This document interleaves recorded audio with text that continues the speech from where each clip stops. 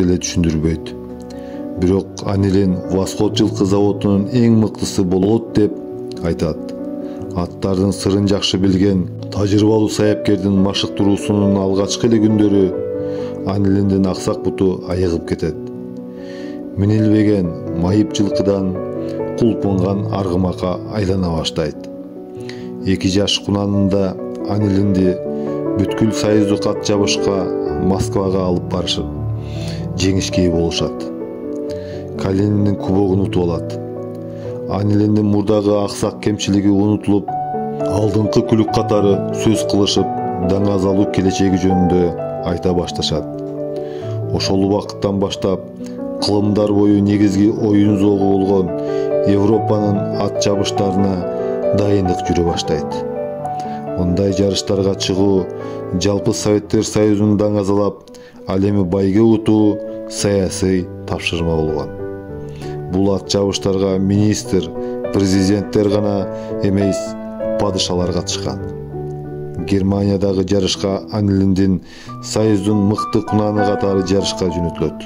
Бирок жогорку жетекчилик белгисиз себептерден Анилинди Николай Насипову жок башка чабандести мингизип жөнөтүшөт. Бул чечим өз кесепетин тийгизип, бейтааныш чабандестин ээринин астында Европанын эң мыкты аттары менен бирге чуркап, утулуп 3-орун болуп калат. 1 айдан кийин дагы башка чабандестин ээринин астында Венгрияда чуркап эң акыркы орунда келет. Мындай ызалуу жеңилүүлөрдөн кийин Анилиндин бардык жеңиштери унутушуп, мурдагы жеңиштерин кокустук деп аташат. Жалгыз гана Насипов Анилиндин жеңиштерин унутпай, өзүнүн жетим өсүп, Кавказдын тоолорунда жылкы баккан күндөрүн эстеп, ага ишеничин үзгөн эмес. Арып, тооруган жаш балага ишенич артышып, Восход жылкы заводуна жумушка киргенин эстеп, ал дагы Анилинге ошондой ишенич артат. 1964 жылы кайрадан жарыштарга чуркап, Союздун дербисине катышып, байге артынан дүйнөлүк байгелерди утуп баштайт. Көлүндө Европанын байгесин утуп алат. Анилин эми Советтер Союзунун эң башкы тулпары болуп калды. Аны дүйнөдөгү меңдеген жылкы заводдор сатып алууну каалай башташат. Анилин канча салмакта болсо, ошончо алтынга айры баштайбыз деп сураган айын кептер айтылат. Насиповдун өзүн да чет мамлекеттерге чакырып, кымбат баалуу үй, автоунааларды сунушташат. Бирок андай чечим кабыл алуу тууралуу Союз убагында сөз дагы болуусу мүмкүн эмес эле. Насипов менен Анилиндин ортосундагы тандем өз эсептерине ийри байгелерди жаза башташат. Советтер Союзунун байгесин экинчи жолу катары менен Европанын байгесин утуп алышат. Миллиондорду утуп мамлекетти багуучулардан болот. 1966 жылдын аягында 6 жаштагы Анилинди ардактуу эс алууга чыгарып, уруктандыруучу айгыр катары пайдалануу тууралуу жооптуу жетекчилерден деңгээлинде чечим кабылданат. Көп жылдан кийин Анилиндин таза кандуулугу жөнүндө күмөн жаралып, анын мурдагы уткан жеңиштерине айрылып калуу коркунучу жаралат.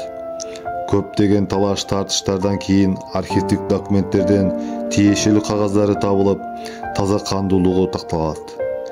Бир нече убакыт өткөндөн кийин Насиповда 3-чү ирет Европанын байгесин утуу боюнча максат кое баштайт. Буга чейин дүйнө жүзүндө эч ким Европанын 3 жолку жеңүүчүсү болгон эмес эле. Айыл чарба министрлигинде ызы-чуу жаралат. Картайып калган Анилин кокустан унутулуп калса, мурда жетишкен жеңиштерди унутулуп уят болобуз, деп. Насиповдун өтүнүчү маршал Будёновдун макулдугу менен жарышка катышууга уруксат берилет. Мына ат майданга толгон эл, каршылаштар аркадан, капталдан дем алышат.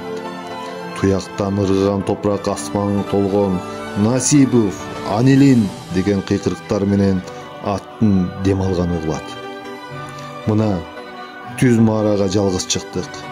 Эй, мына жеңишке жеттик. Бул алардын акыркы жеңиши болду. Алар спорт дүйнөсүнөн жеңилгис болуп кетишти. Алардын 3 жолку Европанын жеңишин аларга чейин, алардан кийин да эч ким кайталай алган жок. Анилин 13 жашында жылкычынын кайдыгерлигинен чириген чөп жеп өлүп калат. Насипов Анилинди сактап кала албады. Ал эми Николай Насипов өмүрүнүн аягына чейин Восход заводунда иштеп, саяпкер катары ондогон байгелерди утуп, 1996 жылы кайтыш болот. Урматтуу көрүүчүлөр, ушунун менен баяндамабызды аяктайбыз.